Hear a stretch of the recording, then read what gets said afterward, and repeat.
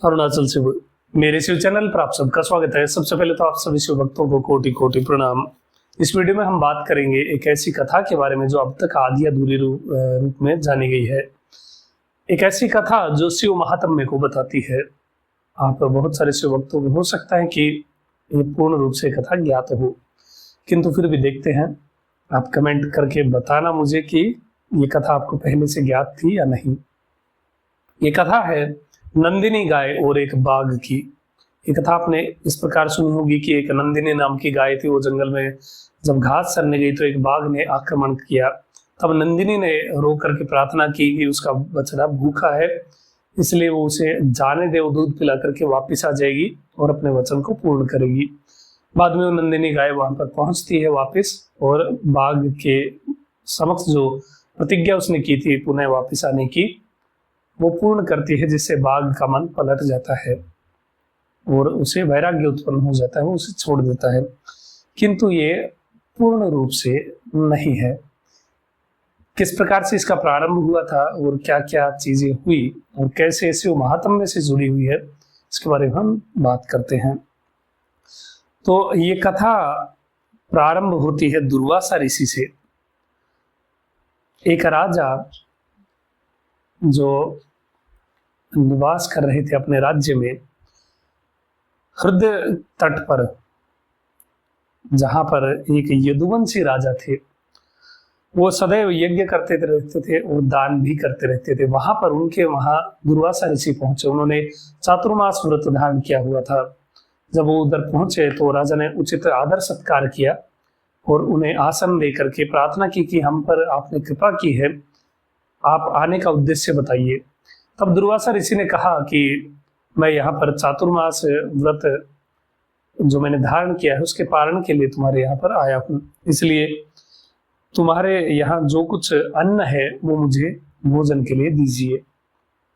राजा ने वहां पर उन दुर्वासा ऋषि के लिए अनेक प्रकार के व्यंजन उपस्थित करवाए और उनमें कुछ व्यंजन मांस के भी थे।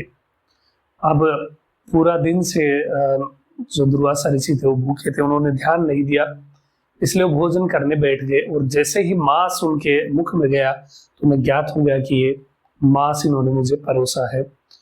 इसलिए वो क्रोध पूर्वक होकर के उन्होंने कहा कि उन्होंने श्राप दिया उस राजा को, कहा कि तुमने मुझे मांस का भक्षण करवाया है, इसलिए तुम भी आमिष भक्षी होगे, तुम मांस भक्षी होगे, एक व्याघ्र के रूप में तुम सदैव भटकते रहोगे।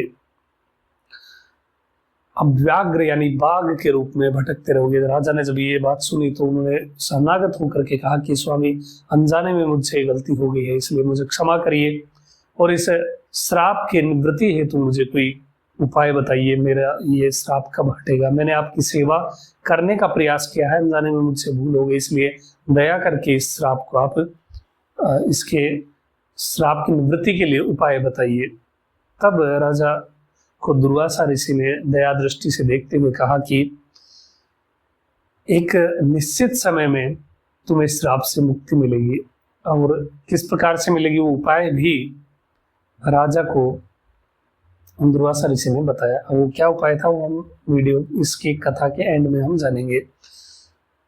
अब जैसा ही प्रभाव हुआ उस श्राप का, तो उस राजा ने एक भयंकर व्याघ्र का रूप धारण कर लिया, जिसे देख करके नगरवासी डर गए और पकड़ो मारो ऐसा कहते हुए चिल्लाने लग गए और उस बाघ के पीछे, उस बाघ रूपी राजा के पीछे भागने लग गए। ये देख करके राजा वहां से डर करके सीधा वन की ओर भाग गया उस बाघ स्वरूप में।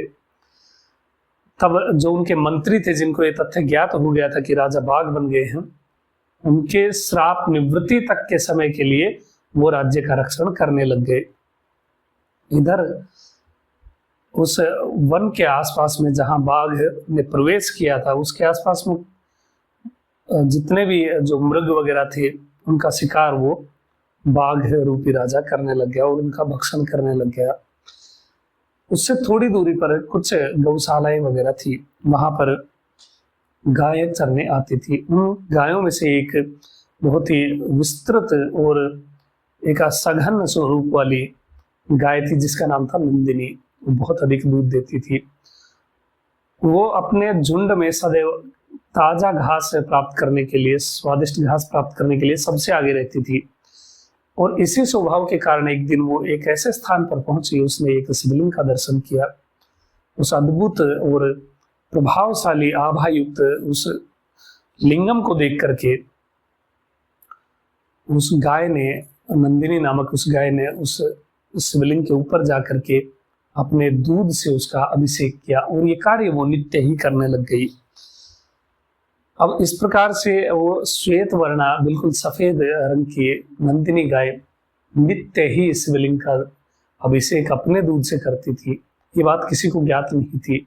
वो अभिषेक करके फिर पुनः अपना घास चरने लग जाती थी। एक दिन देव दृश्य और देव आज्ञा के अनुसार वो बाघ वहां पर छिपा हुआ था, और जैसे ही वो नंदिनी गाय वहां पर उस शिवलिंग पर दूध चढ़ाने आई, उसने दूध चढ़ाया, और जैसे ही वो थोड़ी सी चली तो बाघ वहां पर उपस्थित हो गया। उस भयंकर नख वाले, भयंकर दांत वाले उस बाघ को देख करके नंदिनी गाय को तुरंत ही अपने बछड़े का स्मरण हो आया। उसे ज्ञात हुआ कि अब देव आज्ञावशी बाघ मुझे छोड़ेगा नहीं, अब काल का समय आ गया है, किंतु मेरा जो बछड़ा है वो पूर्ण रूप से मेरे दूध पर ही निर्भर है, मेरे बिना वो मृत हो जाएगा। सेवा करते हुए अंततः ये शरीर तो त्यागना ही है, किंतु अभी मैं मेरे बछड़े का रक्षण किस प्रकार से कर सकती हूँ, शिव ही कुछ रास्ता दिखाएंगे। और ऐसा कह करके वो रोने लग गई। उस रोती हुई गाय को देख करके उस बाघ ने कहा कि तुम अब अपने इष्ट को स्मरण कर लो और स्वर्ग का लाभ प्राप्त करो, क्योंकि मैं क्षण भर में ही तुम्हें भक्षण करने वाला हूं। अब तुम बेकार में रुदन मत करो। तब उन गाय ने कहा कि हे बाघ, मैं निश्चित रूप से जीवन के लिए विचार करके नहीं रो रही हूँ। जीवन तो सदैव शिव सेवा में ही व्यतीत होना है, और अंततः काल को प्राप्त होकर के हम शिव को प्राप्त करेंगे। किंतु अभी मेरा जो चिंता का विषय है वो मेरा बछड़ा है, वो पूर्ण रूप से मेरे दूध पर ही निर्भर है। यदि मैं वहां नहीं लौटी तो उसे दूध नहीं पिलाया तो वो मर जाएगा। इसलिए तुम मुझे जाने दो, मैं अब अपनी सखियों को सौंप करके अपने बछड़े को पुनः तुम्हारे पास लौट आऊंगी, जिससे उसके जीवन का रक्षण हो जाएगा, अन्यथा वो मर जाएगा। ये बात कहते हुए वो रुदन करने लग गई। तब बाघ ने कहा कि मृत्यु के मुख में आई हुई तुम वापस कैसे लौट सकती हो, मैं तुम्हें नहीं जाने दूंगा, मैं अभी तुम्हें खाऊंगा। तब उन नंदिनी नामक गौ ने कहा कि यदि मैं अपनी प्रतिज्ञा पूरी ना करूं, मैं शपथ लेती हूँ कि मैं पुनः लौटाऊंगी।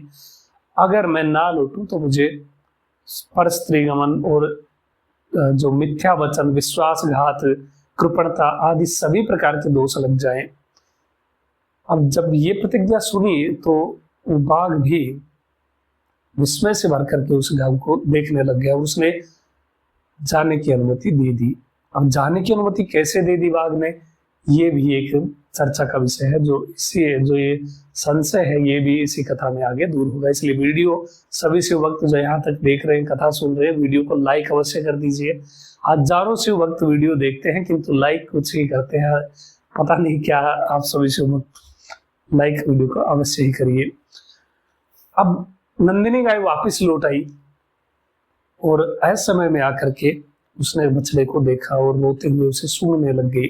बछड़े ने कहा कि माता क्या हो गया, आप रुदन क्यों कर रही हैं, ऐसा क्या हुआ है मुझे बताइए। और आप ऐसे समय में ही, यानी समय से पहले ही घर वापस आ गई हैं, ये कैसे हुआ। तब रोते हुए उस गाय ने कहा कि यदि तुम सच्चाई जानना चाहते हो तो पहले दूध पान कर लो, पहले तुम दूध पी लो, उसके बाद मैं तुम्हें सब कुछ बताऊंगी। तब बछड़े ने निश्चिंत होकर के दूध पान किया और भरपेट दूध पी लेने के बाद उसने माता से पुनः ये प्रश्न किए। तब नंदिनी ने पूरा वृतांत कहा कि कैसे एक भयंकर बाघ ने मुझे पकड़ लिया था, वो खाने ही वाला था, और कैसे वचन लेकर के मैं वापिस आई हूँ। तब उस बछड़े ने कहा कि माता मैं भी आपके साथ चलूंगा, आप वचन से बद्ध हैं तो मैं भी आपके साथ ही चलूंगा, क्योंकि वैसे भी यदि आप वापस नहीं आएंगे तो बिना दूध के तो मैं वैसे ही मर जाऊंगा। इसलिए कम से कम वहां आपके साथ जाकर के मातृ भक्ति का जो वैभव है वो तो मुझे प्राप्त होगा, अपनी माता के साथ उसके दुख में रहने का वैभव तो मुझे प्राप्त होगा ही, ख्याति प्राप्त होगी, इसलिए मैं भी आपके साथ चलूंगा। नंदिनी ने बहुत समझाया, जो अन्य सखियां जो गाय थी उन्होंने भी बहुत समझाया कि अब तुम सुरक्षित हो, तुम्हें वापस नहीं जाना चाहिए। तब नंदिनी ने कहा कि मैं वचन देकर के आई हूँ और वचन पूर्ति करना आवश्यक है। मैं शिव भक्ति करती हूँ, शिव का अभिषेक करती हूँ, मैं मिथ्या मिथ्या नहीं हो सकती।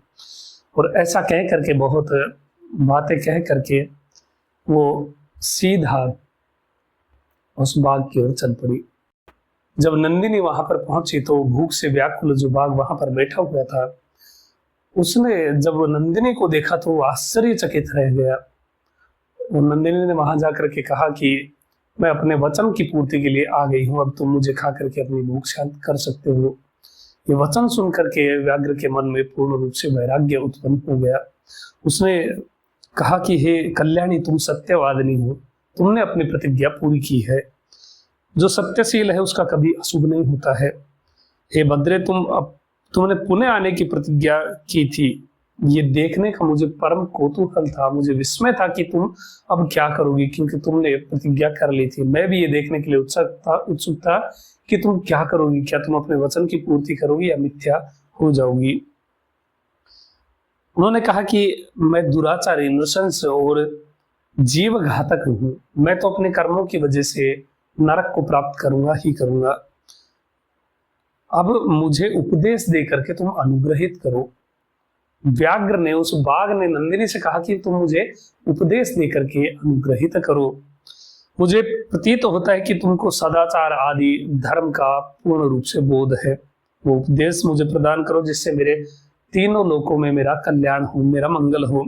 इसलिए मुझे धर्मसार का उपदेश दो, मुझे सत्संग जनित समस्त फल लाभ मिलेगा। नंदिनी ने कहा कि कृतयुग में तपस्या, त्रेता में ध्यान, द्वापर में यज्ञ और कलिकाल में केवल दान देने से सब कुछ प्राप्त होता है। सभी दानों में से अभय दान जैसा कोई भी दान नहीं है। जो मानव चराचर प्राणीगण को अभयदान देता है वो समस्त भय से रहित होकर के ब्रह्म का लाभ प्राप्त करता है। इस पर बाघ ने कहा कि मैं तो जीव घातक हूँ, मेरा पूरा जीवन ही दूसरों को भक्षण करने पर निर्भर है। यदि मैं जीवों को अभयदान देने लग गया तो मैं भूखा मर जाऊंगा। कुछ ऐसा ज्ञान का उपदेश दो जिससे मेरा मंगल हो सके। तब नंदिनी ने एक महारहस्य उजागर किया जो सभी शिव भक्तों को सुनना चाहिए।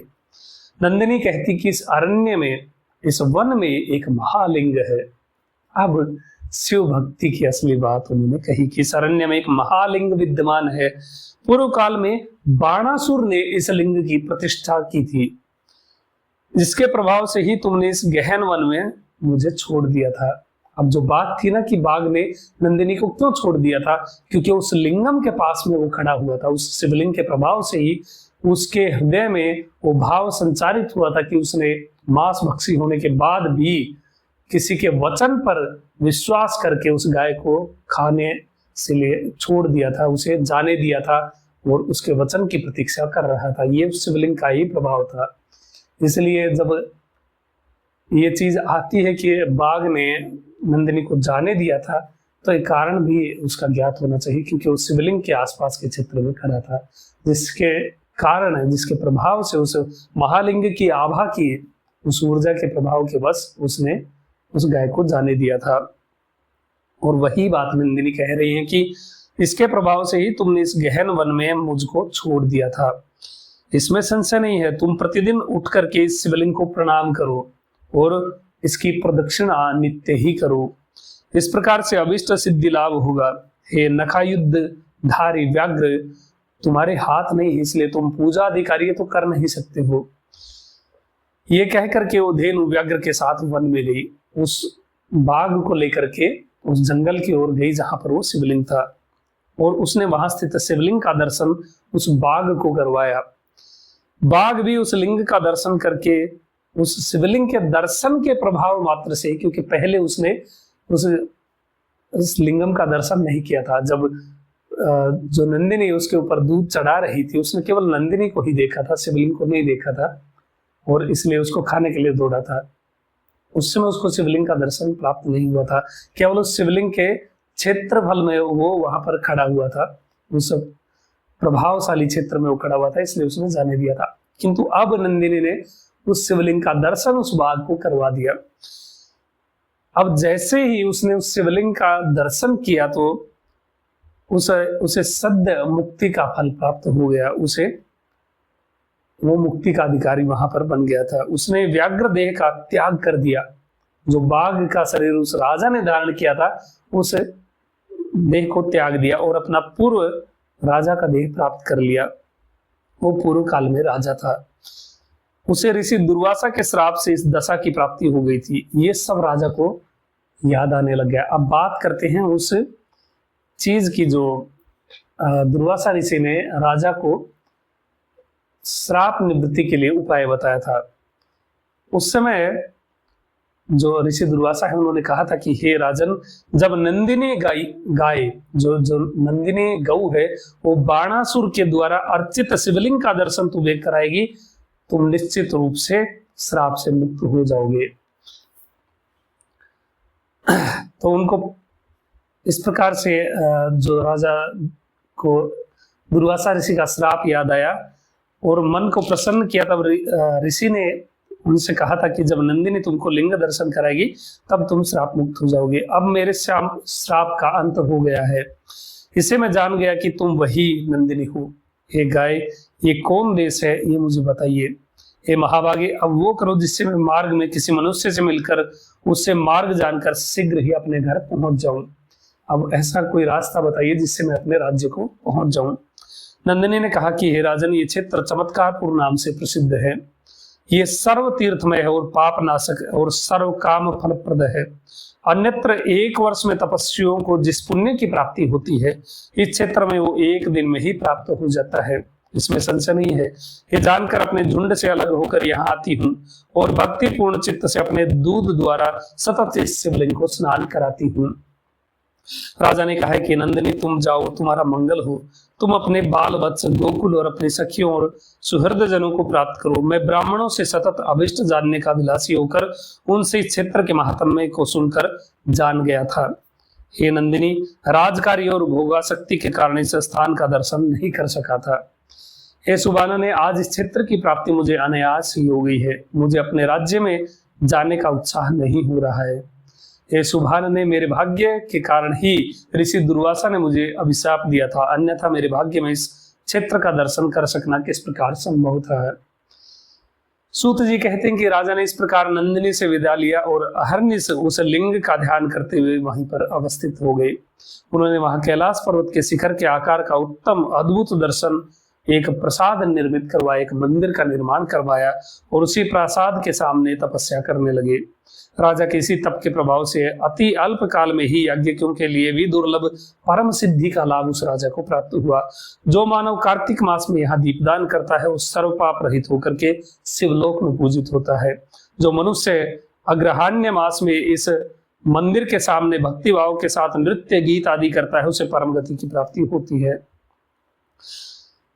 मैंने आप लोगों से राजा द्वारा स्थापित सर्व पाप नाशक कलशेश्वर का महात्म्य विस्तार कहा। जो मानव इस अत्य उत्तम कलशेश्वर महात्म्य का पाठ या स्वर्ण श्रद्धा पूर्वक करता है, वो पाप रहित होकर के शिवलोक में पूजित होता है। तो ये थी महात्म्य उस धेनु, नंदिनी धेनु और व्याघ्र की कथा का। ये महात्म्य है कलशेश्वर महादेव का। अभी तक के लिए इतना ही। आपका दिन शुभ हो। महादेव कृपा करे। अरुणाचल शिव।